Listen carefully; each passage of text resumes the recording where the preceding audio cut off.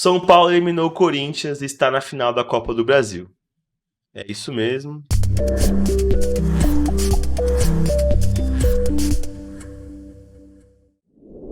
É isso mesmo. É isso mesmo.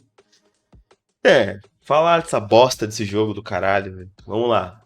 São Paulo ganhou de 2-0 do Corinthians, né? Foi um jogo em que o São Paulo foi muito superior no primeiro tempo, mas muito superior. Poderia ter facilmente sido 4-0 no primeiro tempo. Foi um atropelo. E aí, vou já destrinchar aqui os pontos que eu acho que causaram isso, mas eu vou passar um pouquinho as estatísticas para mostrar ali que teve essa diferença bem gritante do que foi o jogo, tá ligado? Beleza. Então, na posse de bola, isso aí foi o jogo total, né? Primeiro e segundo tempo. Então, tem a compensação que o Corinthians fez no segundo tempo. Mas aí, chutes no gol foi 19-10. Falei assim, beleza, São Paulo tá em casa, pelo placar, natural que chute mais. Só que no primeiro tempo tinha sido 13-1. O Corinthians no primeiro tempo deu um chute e não foi no gol, tá ligado? Foi realmente muito, muito anímico, foi muito apático, foi muito abaixo do que era o esperado ali não só de qualquer time que tá disputando uma semifinal, não só do Corinthians em si. Independente do elenco, independente da vantagem, você não pode disputar uma semifinal, deixar o outro time criar todas as jogadas, que uma hora vai sair gol. E o Lucas é um cuzão, velho. Meu Deus, como eu dei esse maluco já, velho. Beleza. E chutes no gol, 7-1, ou mais um 7-1, né? Todo dia um 7-1 diferente. E aí foi esse chute do Rojas, que inclusive ia ser um golaço. Ah, meu Deus do céu. Teve mais de um chute no gol, pô. Tá errado isso. Porque tem um chute do Rojas, tem um chute na pequena área que bate no peito do Rafael, assim. Tem mais de um chute no gol. Mas enfim, tá a estatística do site do OneFootball. Beleza. Tô falando das estatísticas agora, vou dar a minha visão sobre o que eu acho que aconteceu no jogo de errado, assim. O primeiro tempo, o São Paulo foi muito pra cima, foi bem superior mesmo. Só que isso não é mérito do São Paulo, obviamente, foi muito mérito do São Paulo. É uma coisa que eu já falei um tempo atrás, na última live também, dei os créditos ao Dorival, que é um excelente treinador, ele estuda muito o adversário, ele entende aonde ele pode explorar as fraquezas do seu adversário ali. Eu acho que o Dorival, ele foi. é, Claro que conta, pô. Se bateu no peito do goleiro, foi no gol, cara. Se eu chuto no gol, tá no meio, o goleiro tá no meio do gol, bate no peito dele, é no gol. E a do Rojas foi no gol também, o Rafael defendeu, foi escanteio. Como não foi no gol? Conta sim. Mas enfim, o Dorival, como tá falando, é um treinador de excelente nível. E aí essa derrota de ontem tem alguns culpados. Não pode jogar só nos medalhões, que realmente vacilaram, especialmente no segundo gol ali do São Paulo. Primeiro gol, o Rato teve um espaço, né, para poder criar, ninguém chegou apertando ele para tirar o espaço dele e conseguir chutar, mas é uma bola também que é muito, muito difícil de fazer a defesa, né? Apesar que tem pessoas reclamando aí que o Cássio não pegou aquela bola, pô, sinceramente, cara, não dá pra tirar aquela bola não, velho, pelo amor de Deus. Primeiro gol, tem uma falha de marcação, tem uma falha de espaço, de deixar o cara criar, mas o chute em si foi muito mais mérito do Rato do que um demérito da defesa. O ponto pra mim é que o meio ali vacilou. Tinha que ter tirado o espaço do cara pra ele não ter essa liberdade de ajeitar, levar, pá, né, e chutar. E também o Cássio errou, né? Ele corta a bola, fica no nosso campo. Se você vai dar um bicão, tem que cair no campo do adversário, pô. Né? Não vai cair no nosso campo. Caiu no nosso campo, tinha espaço. Corinthians muito desorganizado no meio de campo. E aí é outro culpado, o Luxemburgo. Porque assim, eu fiquei mais revoltado ontem do que eu tô hoje. Eu já tô mais tranquilo, tô mais calmo pra falar desse jogo. Mas o. É. Mas o Luxemburgo ele tem uma grande culpa, cara. Ele tem uma grande culpa porque ele começa o jogo com Fausto, Maicon e Juan Oliveira, né? E aí. É isso? Foi a escalação inicial? Deixa eu até dar uma olhadinha aqui de novo. Porque eu achei. É. Só que ele joga com o Juan meio que como se fosse aberto, né? Começou o jogo assim. Com Cássio. Não vou nem falar de defesa, eu meio só. O Fausto, Maicon, Renato e Juan. E aí o Adson. No jogo não ficou muito assim, num 4-2-3-1. Não ficou muito esse esquema tático. Eu acho que ficou ficou meio que um 4-4-1, 4-4-2, tá ligado? 4-5-1 às vezes, que o Alisson descia. Mas eu acho que o que ele errou foi, ao invés de ter colocado, sei lá, o Juan, o Fausto e o Michael, que até o Gui colocou aqui, podia ter colocado o Moscardo no meio, ou fechar ali. Fechava com 3 meias, tá ligado? Porque se a proposta do Corinthians era se defender, então defende direito, caralho. Se é pra defender, então fecha os espaços. Então fica atrás da linha da bola, mas como o Gil mesmo falou, com 9 zagueiros. Não deixa os caras entrar na área. E aí que tá, o Corinthians não contou que o Lucas era um cara, não sei se não contou, mas é um cara que quebra linhas, é um cara que é muito rápido, que chega antes do zagueiro. Então a postura do time no primeiro tempo foi muito ridícula, foi muito abaixo do que se esperava para esse jogo, né? Então eu não acho que foi necessariamente ali culpa só do elenco, acho que o elenco falhou em diversos momentos, mas aí a principal culpa nesse sentido, especialmente no primeiro tempo, foi do próprio Luxemburgo, porque ele entrou com uma escalação que favoreceu o esquema do São Paulo. O São Paulo achou vários espaços no meio de campo, velho. Várias vezes o Rato e o Lucas passavam daí no meio de campo como se estivesse vazio, um footmaster, assim, bandidoso, tá ligado? Então acho que nesse ponto tem muito mérito do Lucha porque ele é o cara que escolheu esses 11 iniciais e esses 11 iniciais não fizeram papel, especialmente no primeiro tempo, que desse para segurar o São Paulo.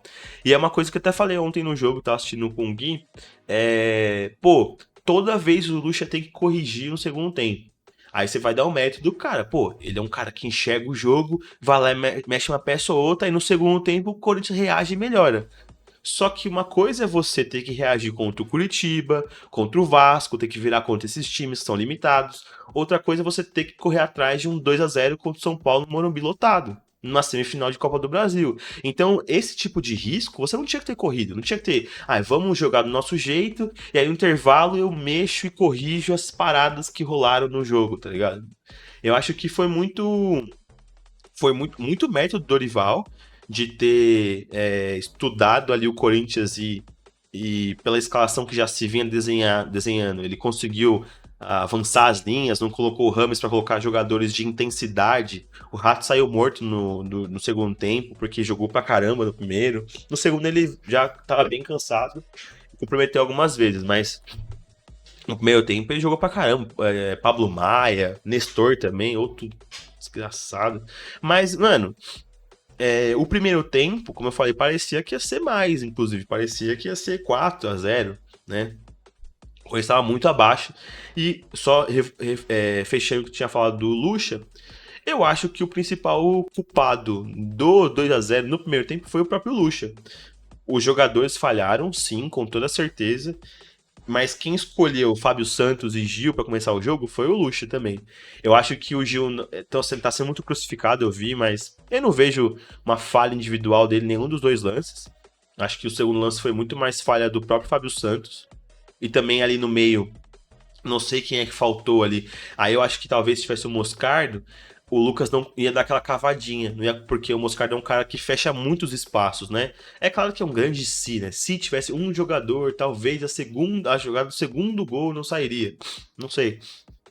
Mas o São Paulo teve outras chances. O Lucas entrou tabelando na área, o Cássio fez um milagre. Teve uma bola também que acho que foi o Rato ou foi o Alisson, não sei. Chutou a bola que o Cássio pegou na pontinha do dedo. Então, além das falhas que a gente teve de marcação e falhas individuais, tava nítido também que o Corinthians parecia que tava com medo de jogar bola, né? Impressionante, impressionante. E aí toda vez tem que ir lá, essa conversa de vestiário e fazer os caras irem pra cima, não sei o quê. E, pô, não é toda vez que vai dar certo. E não deu certo ontem, né? Mas beleza. Continuando aqui, então, o que eu te falo do jogo é meio que isso, assim, a minha parte de análise do que foi. Aí no segundo tempo o Corinthians melhora, ele consegue, mexe no jogo e em algumas peças e vai pra cima. Depois dos 20 minutos do segundo tempo ali, o Corinthians ficou em cima mesmo, teve uns 2, 3 lances, teve um lance que o Michael, puta que pariu, velho. A bola cai na perna boa dele, ele chuta pra fora, na pequena área quase, velho. Ele não é um goleador, não é um atacante, mas, porra, tem que estar dentro do gol pra fazer o gol também, né, velho? Meu Deus, né? É isso, é revoltante, porque o Corinthians jogou nada. A revolta não é só pelo resultado em si. Porque está 2-0. O Corinthians fica em cima, martelando, né? Mas foi uma passividade no primeiro tempo que justificou o placar. E poderia ter sido muito mais, inclusive. Mas, como eu falei, no segundo tempo o Corinthians consegue corrigir alguns pontos. O Fausto Vera sai, o Juan Oliveira depois também sai. O Adson, que jogou bosta nenhuma, sai também. Eu acho que ficou muito claro que não dá pra jogar com uma zaga tão pesada como que foi ontem. Gil, Murilo é leve, né? Mas tava Gil, Bruno Mendes e Fábio Santos. Você quer defender? Pô, Bruno Mendes é um cara que tem gás, corre o jogo inteiro. O Gil, não sei se. Não acho que a culpa foi muito do Gil especificamente. Mas é que também colocar o Veríssimo, o cara não estreou ainda. Um jogo desse tamanho. Mas, pô, o cara não é craque, não é pica, não trouxe ele pra jogar. Então põe pra jogar, velho.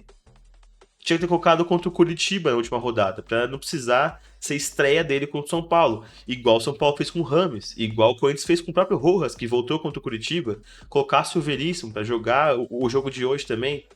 Talvez ao invés de colocar Gil e Murilo, Veríssimo e Murilo, ou sei lá, enfim, não sei. Acho que não dá pra ficar aqui também crucificando, né, muito as escolhas, porque não foi só um problema da zaga, né? Eu acho que especialmente o problema do Corinthians no primeiro tempo foi o meio de campo, não foi nem a zaga. A zaga ficou muito exposta, ficou combatendo de toda hora com atacantes muito velozes. Então acho que o problema em si foi muito mais o meio de campo. E também não pode tirar o mérito do São Paulo, né? O São Paulo que, como eu falei, foi pra cima, atacou, buscou o gol e conseguiu. O Lucas poderia ter feito mais, inclusive. Teve um lance que ele quase faz o gol, bateu na perna do Cássio, fez um milagre ali, como eu falei. Então, tem os seus deméritos do Corinthians, tem os méritos do São Paulo também, obviamente, né? Mas é isso, né? Tem algumas coisas pra gente falar do jogo também, algumas curiosidades, alguns pontos, né, pra falar. Mas no geral, o São Paulo mereceu a classificação no geral também, porque aqui em Itaquera o São Paulo não foi muito inferior ao Corinthians. Na verdade, foi bem equilibrado, foi um jogo pau a pau ali, foi 2-1 por detalhe. Apesar do São Paulo não ter levado muito perigo, quem tomou mais iniciativa, quem tomou um pouco mais de controle do jogo foi o próprio São Paulo. Não criou grandes chances, mas foi pra cima. O Corinthians, se tivesse tido a mesma postura do São Paulo em Itaquera, não tinha sido esse vexame que foi contra o São Paulo no Morumbi. Porque se tivesse tido a postura de sair quando precisa, de atacar quando precisa, estava com a vantagem do placar, tá ligado? Era só segurar o jogo, mas ao mesmo tempo criar, ficar com a bola, não rifar toda hora, não ficar parecendo que não quer jogar bola. E foi o que aconteceu. Não quis jogar, o São Paulo quis e ganhou. E ganhou fácil. Né? O primeiro tempo foi muito fácil. O segundo tempo, o Corinthians deu azar em alguns lances também, mas poderia ter conseguido um golzinho pros pênaltis, do Rojas, essa bola que foi que bateu no peito do Rafael na pequena área, o lance do Maicon que chuta pra fora. Então, tiveram alguns lances aí que o Corinthians podia ter sido diminuído um pouco a vantagem e levado pros pênaltis, que não aconteceu, infelizmente. Mas é isso. Algumas curiosidades e pontos do jogo. Pela primeira vez desde a chegada de Lucha, Renato Augusto atua um jogo inteiro pelo Corinthians. Mas não fez uma grande atuação. Ele até teve um lance ou outro ali, teve uma bola do Juliano também, meu Deus. Caralho! Que ele faz uma tabelinha ali bem interessante e toca pra trás, Juliano de frente pro gol, chuta pra fora. Cacete, velho. Então tiveram alguns lances ali que o Renato Augusto ficou abaixo. Ele teve um lance que ele meio que desistiu da jogada. Então, ele jogou bem, mas o Corinthians como um todo não jogou bem. Então acabou pesando pra ele também, né? Não é um cara que tem muita intensidade na marcação, não é a questão física que é o que mais prevalece no Renato Augusto, mas ele é um cara que tem a qualidade, ele é um craque, né? Então poucas vezes que ele tocou na bola ali já fez diferença, e eu acho que o Corinthians não soube usar ele nesse jogo, especialmente por conta da falta de chances criadas no primeiro tempo. Assim, o Corinthians não criou nada. Né? Demorou para criar, demorou muito no jogo inteiro para tomar a iniciativa e ir para cima. E aí o Renato Augusto já no final da partida já tá mais cansado também, então você vai exigir do cara, né, que fica correndo toda hora para trás para marcar. É um cara que é criativo do time. E aí desgaste, e no final do jogo que precisa do cara não tá 100% também, né? Mas sei lá, tô falando merda já. Enfim. É... Vamos só terminar essa matériazinha aqui do Renato Augusto. Então, né, como eu falei, pela primeira vez desde a chegada do Lucha, o Renato Augusto jogou um jogo inteiro pelo Corinthians. Mesmo com problemas físicos desde o início da temporada, Renato Augusto vinha sendo titular do Corinthians após a sua última lesão, que afetou o músculo da panturrilha. Contudo, o meio-campista, por opção de Vanderlei Luxemburgo, ainda não havia completado uma partida inteira, sempre saindo no decorrer do jogo. Contra o São Paulo, no jogo que decretou a eliminação do Corinthians na semifinal da Copa do Brasil, foi a primeira vez desde que o Lucha chegou no clube que o camisa 8 terminou o jogo em campo, não sendo substituído. Contando os acréscimos e tempo regulamentar, ele esteve em campo por cerca de 100 minutos. Contando toda a temporada que se iniciou em janeiro, essa foi apenas o terceiro jogo que Renato Augusto atuou por 90 minutos. Os outros dois aconteceram pelo Paulistão, na vitória contra o Guarani e no empate contra o Palmeiras. Ambos jogos aconteceram na Neoquímica Arena. Assim como em 2022, Renato Augusto perdeu muitos jogos do Corinthians na temporada por conta de lesões. Neste ano, ele sofreu com 2 problemas no joelho em locais diferentes. Após a recuperação, ele sentiu dores na panturrilha, tendo que se ficar afastado por cerca de 20 dias novamente. O camisa 8 do Timão tem contrato válido até o fim de 23, com esse problema com lesões sendo um dos fatores discutidos, seria possível para uma possível renovação. Sem conversas para isso, o jogador e o elenco tentam esquecer a eliminação da Copa do Brasil e viram foco para a partida da 20ª rodada do Brasileirão contra o Cruzeiro nesse sábado, né? Cara, como eu falei, eu acho que a do Renato Augusto é natural, né? Ele tava sem ritmo de jogo, tava voltando de lesão, então é normal que ele demore um pouco aí pra começar a ter partidas inteiras. Ele não deve ter partidas inteiras ao longo da temporada ainda, por conta da idade, por conta do histórico de lesões, porque às vezes você já vai ter o resultado, o placar, e não precisa deixar o cara o tempo todo, dá pra te sacar. Então, o Corinthians não dá pra jogar fora o que foi feito pelo Luxemburgo, assim.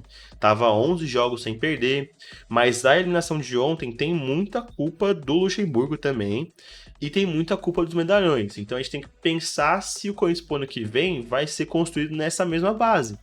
Né? Eu até vi um tweet que a galera falou uma coisa que tem sentido, tá ligado? Tipo, a fiel torcida reclamando na temporada inteira dos medalhões.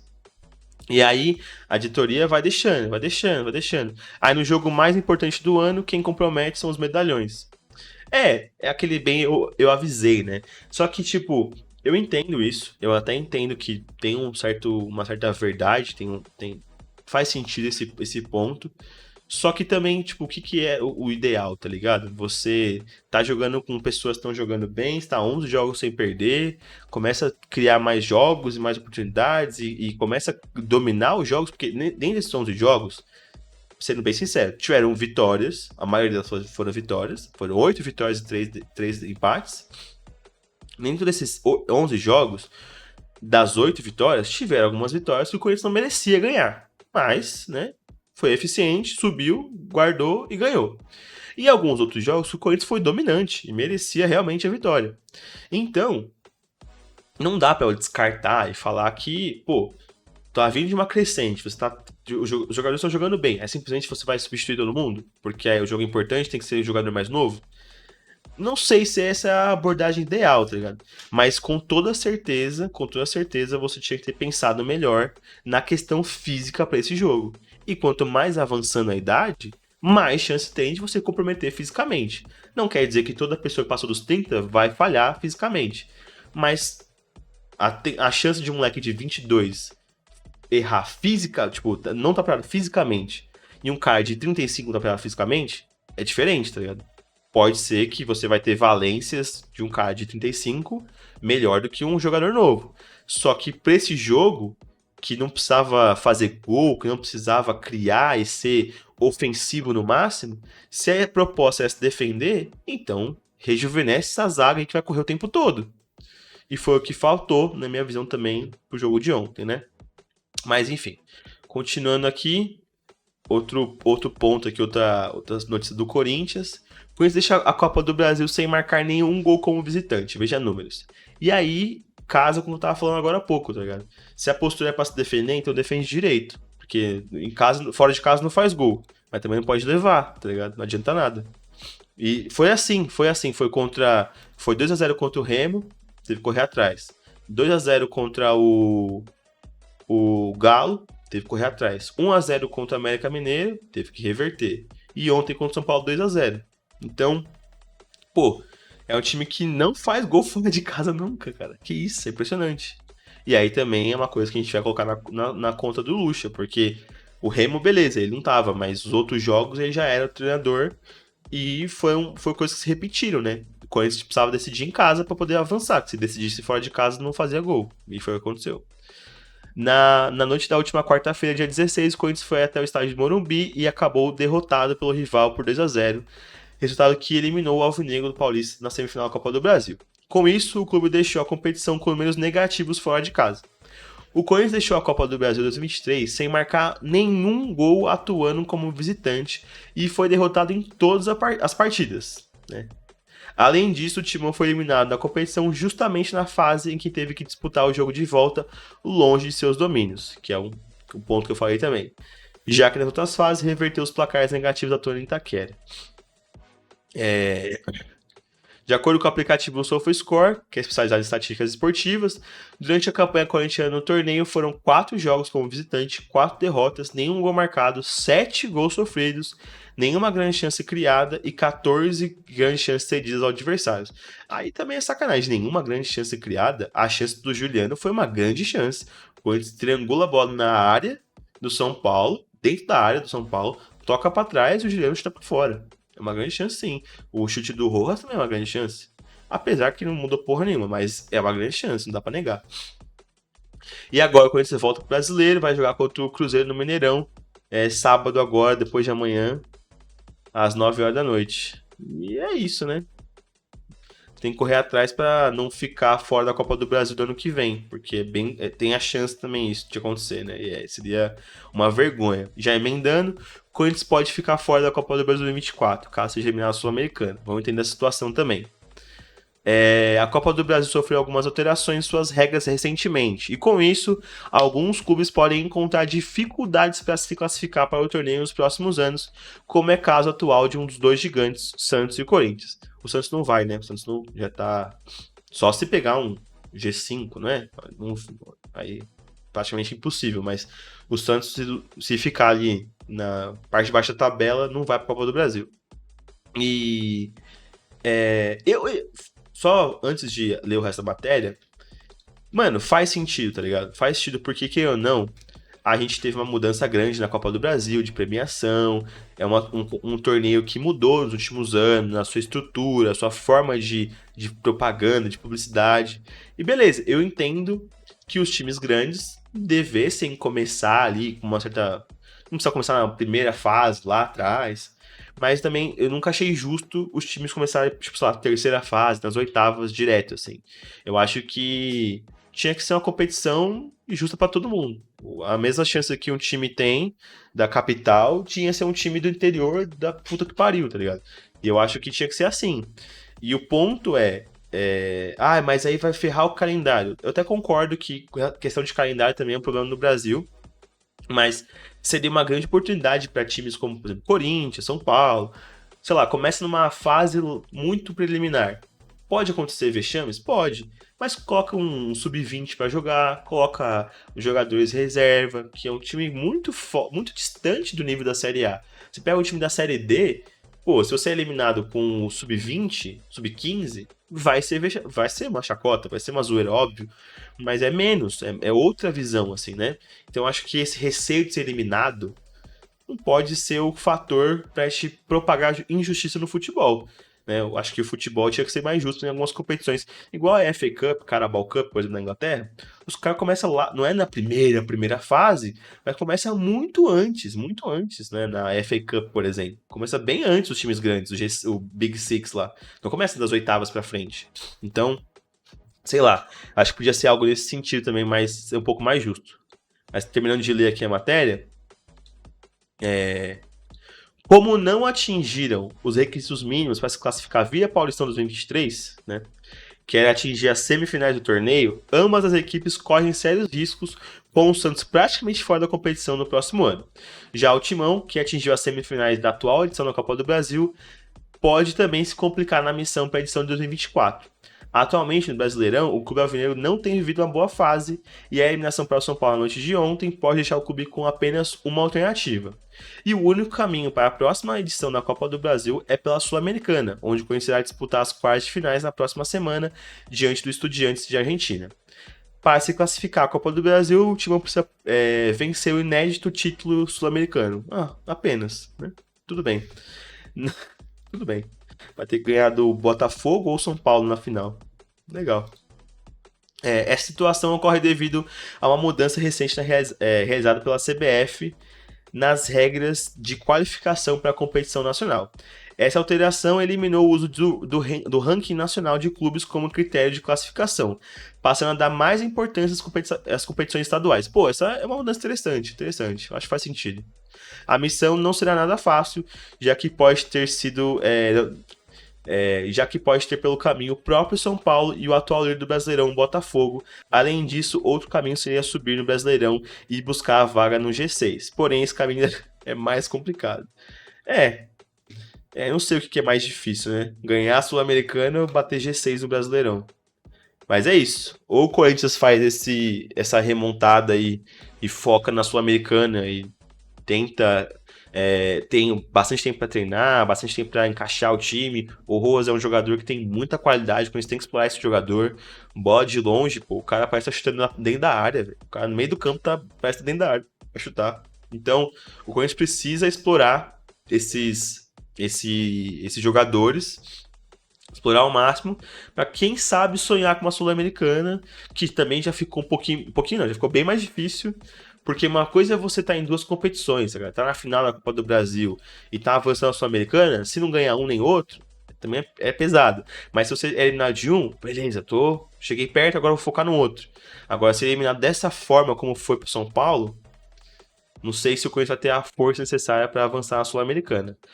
Vou continuar torcendo, obviamente, né? Mas tá bem ruim pro Timão, velho. Bem ruim. Mais um jogador pra enganar torcedor, né? Porque é o que acontece, né? É eliminado, vende jogador, aí começa. Aí solta uma notícia aqui, outra ali. Parece que é muito mais pra a torcida ficar quieta, assim, sabe? Mas enfim, vamos lá. Talisca quer jogar no Corinthians. Acho que vai acontecer no futuro. Tinha que ter vindo antes, né? O canal Gold bateu um papo com o Anderson Talisca, direto da Arábia Saudita. O craque brasileiro, atualmente do Al Nassr, contou sobre a carreira polêmica e sobre sua paixão pelo Corinthians. Tem que assistir, não dá pra assistir não. Mas enfim, ele tem outra matéria que fala. Deixa eu ver se eu acho aqui rapidinho, peraí. Rapidinho. Porque eu não quero tomar strike aqui. Eu tomei uma chamada por direitos autorais. Vamos ver se tem outro aqui. Vamos lá, rapidão. Tinha outra matéria, ver se eu acho aqui. Que ele fala de querer voltar pro Corinthians, né? Mas o Corinthians teve uma conversa com ele um tempo atrás e ele não veio, né? Então não sei. Deixa quieto. Depois eu... É isso, só falou que tem vontade de jogar no Corinthians. Vontade, eu também tenho. Nem por isso eu vou jogar, infelizmente. Infelizmente, não sei também, né? Mas vamos lá. Rapidinho pra gente avançar nesse assunto. Rojas lamenta a partida ruim do Corinthians, merecemos as críticas. Tá certo. É o que eu tenho pra dizer, concordo. Foi eliminado, vamos ver o que ele falou. Temos que receber todas as críticas da melhor maneira, porque realmente não merecemos e acabamos eliminados. Somos conscientes da magnitude disso em uma instituição tão grande. Temos que nos levantar, como eu disse quando cheguei, porque levantar é a chave para ter êxitos. Hoje merecemos as críticas porque ficamos fora, falou o Rojas. Mano, ele tá certo. Ele tá certo, cara. O Corinthians mereceu. Só deu São Paulo, velho. E não tem o que falar. O Corinthians não conseguiu jogar durante todo o primeiro tempo e só conseguiu entrar no jogo na metade do segundo tempo, quando Matias Rojas e o Wesley saíram do banco. Cara, o Wesley, ele tinha que ter começado com o Wesley, velho. Pô, eu sei que o Juan tava bem, mas era outro esquema ali no meio de campo. Colocava o Moscardo, Fausto e Michael, Moscardo na frente da zaga, Fausto e Michael pra fazer ali a cobertura, a contenção, e deixava na frente Rojas, Renato e... não dava, né? Ia tirar o Yuri. Sei lá. Às vezes o Renato podia ter entrado no segundo tempo. Já que era outro tipo de jogo, pra um 4-3-3. Não sei. Enfim. Terminar de ler aqui, né? Contudo, o Paraguai discorda que o Timão jogaria melhor se estivesse em campo desde o início. Se ele estivesse em campo desde o início. Sempre digo que são 11. Um só não faz a diferença. A diferença é a equipe. Nem quando melhora é um jogador só. E nem quando vai mal é graças a um jogador. A um jogador. Somos uma equipe. Não, ele tá certo também de valorizar esse ponto. Porque não dá pra falar que uma peça só ia mudar muito. Apesar de que eu acho que algumas mudanças pontuais podem realmente mudar o jogo. Então, tem um fundo de verdade, mas não é bem assim sempre, né? Não é bem assim. Tem muitos jogadores que entram e fazem total diferença. Que o cara vai lá, vai pra cima, marca, ataca,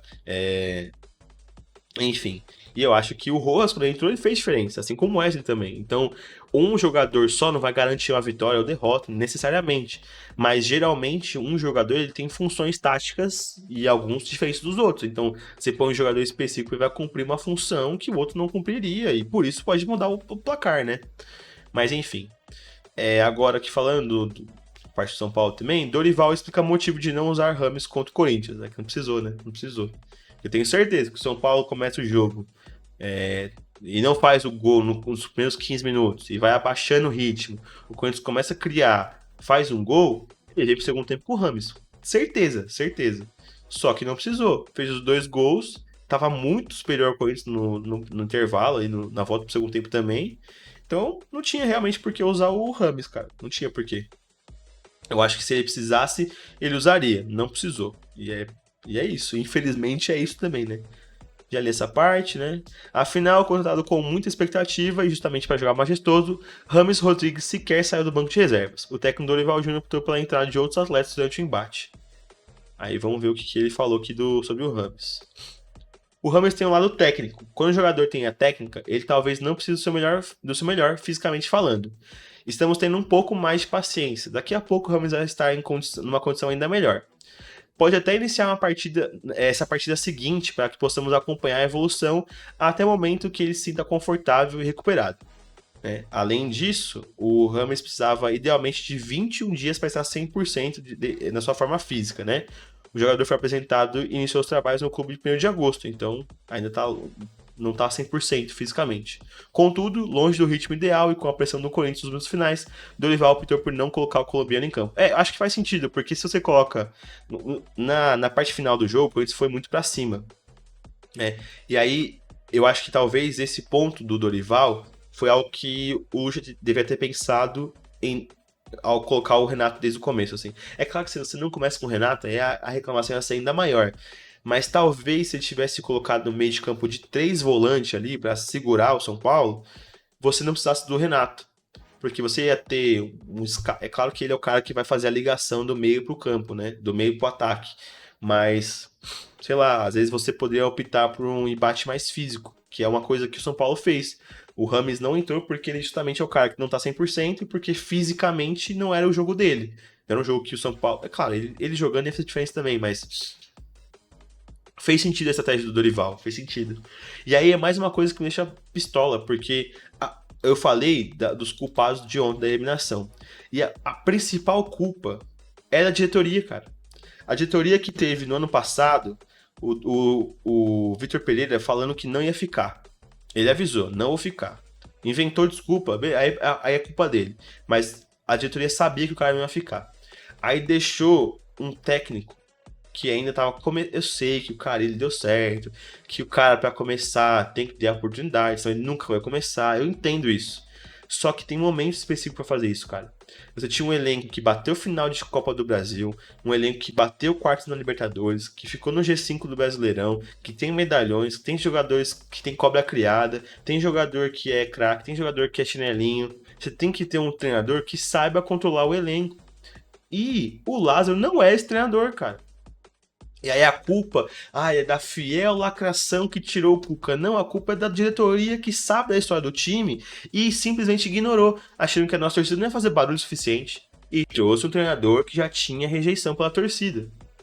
Sabe, o Lucha, ele tá fazendo o que ele pode. Ontem, especificamente ontem, ele tem uma parcela de culpa grande também.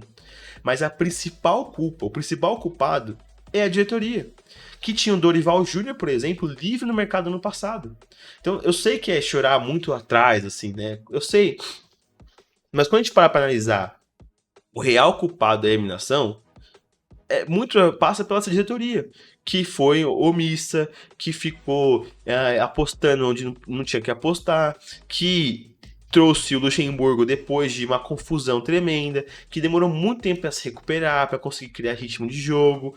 E algumas coisas ele vai ter culpa, outras não. Ontem, como eu falei, teve uma parcela de culpa, mas volto a refalar, o principal culpado é uma diretoria que aí se sentiu traída e ficou. Mano, o cara não tinha. O Vitor Pereira tava errado. Tava errado. Mas quem tem compromisso com o Corinthians? Não é a diretoria? Então a diretoria tinha que ter feito o melhor pro clube. Não o. Eu vou chutar baixo aqui que se der certo, é isso, tá ligado? Não, o Lucha tá indo bem, eu concordo. O Lucha tá indo bem, tá fazendo o papel dele. Só que ele já pegou uma bomba, tá ligado? Pra desarmar. E o Corinthians pode estar em outro nível técnico se não tivesse feito essa cagada desde o começo do ano, né? Porque o São Paulo tá bem hoje, porque o trabalho do Dorival começou lá atrás. E foi galgando, foi criando, foi construindo. Passou por uma fase ruim, mas tem uma justificativa pela fase ruim. 5 jogos sem ganhar, com 4 derrotas, foi muito porque perdeu algumas peças por lesão, que eram jogos complicados, jogos de mata-mata fora de casa. Então, né, tem ali os erros também, Dorival não é perfeito, mas é um cara que teve 16 mata-matas e avançou em 16 mata-matas, cara. Sabe, nos últimos anos, é um treinador que bateu final e final de Libertadores e Copa do Brasil e levou os dois. Era o Flamengo? Era o Flamengo, mas o Flamengo desse ano podia ter caído ontem pro Grêmio, não, passou um pouco longe, mas teve uma certa crise, caiu na Libertadores, o grandíssimo Flamengo, tá longe pra caramba do brasileiro, e ano passado terminou em segundo lugar. Então, o Dorival tem muitos méritos no que ele fez nos últimos anos no futebol brasileiro, e ele poderia muito bem ser o treinador do Corinthians no começo do ano. Aí você pega um treinador experiente, bom de elenco, bom taticamente, um ano inteiro para trabalhar, com pré-temporada. Hoje a situação do Corinthians seria outra. Não seria brigando para não estar lá embaixo, não seria brigando para, quem sabe, sonhar com uma vaga na Copa do Brasil do ano que vem. Para ganhar a vaga tem que fazer uma campanha fantástica no Brasileirão ou então ganhar a Sul-Americana. Então, novamente, a culpa passa muito mais pela diretoria do que o elenco também tem. Não dá pra não culpar o elenco e a comissão técnica. Eles tiveram culpa. Ontem, especialmente ontem. Mas na Libertadores, a culpa foi da diretoria. A situação no brasileiro, a culpa é da diretoria. Então, a gente não pode simplesmente achar que a diretoria não tem culpa. E também, especialmente por perdas financeiras, porque um jogador, quando não consegue segurar um jogador, o seu craque vende a troco de pinga na Arábia. Mano, um Qatar, né? Falaram de 20 milhões de euros. Ele saiu por 10 milhões de euros, quando a gente tinha 40%. 40%, cara. Do craque do time, camisa 10. É isso, é isso. Então, não dá pra você esperar que um time que trouxe 2 jogadores ferrados. São Paulo também não tá bem financeiramente, mas tá melhor que o Corinthians, né? E conseguiu resolver sua questão. Aqui, ó, eu sei que como que é isso. Pois, segundo rumores, quando o Dorival saiu do Flamengo, ele queria vir pro Santos. E o Rueda, o presidente do Santos também bem ruizinho, não o quis. Cara, é impressionante. O cara ficou quase um mês de boa no mercado aí, ó. Ninguém contratou. Nem São Paulo também demorou um pouco. Ninguém foi atrás do cara, velho. É isso, é isso. Aí agora a gente tá colhendo a quem vai segurar a bronca é o Lucha. Ele vai falar que quer achar um culpado, pode colocar em minha culpa. Tem culpa também, não dá pra falar que não tem culpa, né? Mas, pô, nem se compara as culpas aí. Mas enfim. Finalizando a parte de São Paulo, vamos aqui. Vamos entender outro ponto. Pra finalizar esse assunto, vou ter um react aqui do Rádio Crack Neto. Dorival Júnior pode dar troco na diretoria do Flamengo, né? Porque agora vai enfrentar o Flamengo na final e, inclusive, se o jogo fosse amanhã, ou semana que vem, o São Paulo era muito favorito. É que o futebol brasileiro é uma loucura, né? Em um mês, muita coisa acontece. E o jogo é a final daqui a um mês. Mas se fosse semana que vem, o São Paulo era favoritaço contra o Flamengo, tá? Daqui um mês, não sei. Não sei, talvez Daqui umas 2, 3 semanas já tem outro cenário no brasileiro, já tem outro cenário na Sul-Americana. Então, não sei o que vai acontecer. Mas o recorte mais recente, o São Paulo tá muito bem. E é graças ao Dorival. Porque assim, vamos falar que agora tem Rames e Lucas. O Rames não jogou. O Lucas realmente fez total diferença no jogo. Mas o Wellington Rato não é esse craque e jogou pra caralho ontem. O Beraldo é um cara que o Dorival fez jogar mais, já vinha com especulação na base, já era um jogador, né? Não foi ele que revelou, mas mesmo assim é um cara que dá mais confiança para os jogadores, é uma defesa muito sólida, é um meio-campo que ele achou ali que funciona muito bem. Então o Dorival tem todos os méritos do São Paulo. Tem, como eu falei, tem as suas falhas, ele não é perfeito, mas ele tem todos os méritos do São Paulo estar onde tá, né? Tava melhor no brasileiro, deu uma oscilada, mas tá muito pegado ainda. Tirando o Botafogo e o Z4 ali, o meio do Brasileirão tá muito perto. O Corinthians ganha 2 jogos seguidos já tá lá em cima também, tá ligado? É osso. O Brasileiro tá muito apertado. E o São Paulo tava G4, até agora, 2, 3 rodadas atrás. Então, o trabalho do Dorival é muito bem feito, muito bem feito. Não tem nem como falar mal do cara, tá ligado? Mas beleza. Continuar a matéria aqui. Dorival Júnior chegou à sua segunda final de Copa do Brasil seguida e levou o São Paulo a disputar o título inédito pela segunda vez em sua história. O São Paulo bateu uma final só, né? Agora é a segunda. A classificação em cima do Corinthians na quarta-feira abre a possibilidade de técnico dar um troco no Flamengo, adversário da decisão. Campeão em 22 da Copa do Brasil e da Libertadores pelo Rubro Negro, Dorival sai pela porta dos fundos no Ninho do Urubu. O treinador, entretanto, se reergueu após assumir o São Paulo, que vinha de resultados ruins sob o comando de Rogério Ceni, e deu a volta por cima. Também é um bom ponto. O elenco do ano passado para esse não mudou quase nada. Mudou agora, novamente, com o Lucas e Rames. Mas o Rames jogou meia hora até agora, o Lucas jogou 2 jogos inteiros já. Mas o São Paulo tava bem antes do Lucas e do Rames, tá ligado? Então tem muito mérito, novamente, do Dorival, que conseguiu corrigir o São Paulo e, né, não à toa tá na final da Copa do Brasil. Sob seu comando, o Tricolor subiu na tabela do Campeonato Brasileiro e avançou na Copa do Brasil e na Sul-Americana.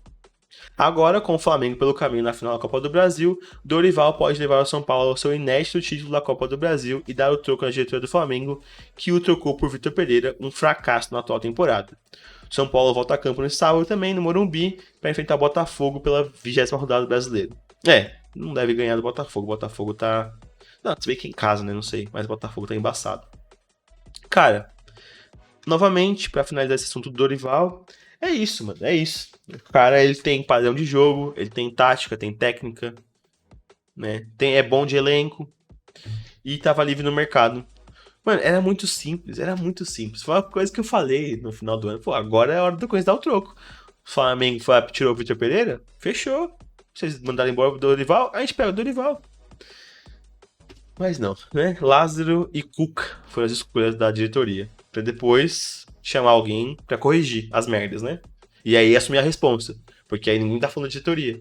Todo mundo vai colocar a culpa nos jogadores medalhões, no Luxemburgo, mas ninguém vai falar que a diretoria vende jogador toda hora, o cara tá indo bem, é vendido, o cara começa a especular, sai por preço de pinga, né? Não traz nenhum. Quando traz jogador é fatiado, traz o.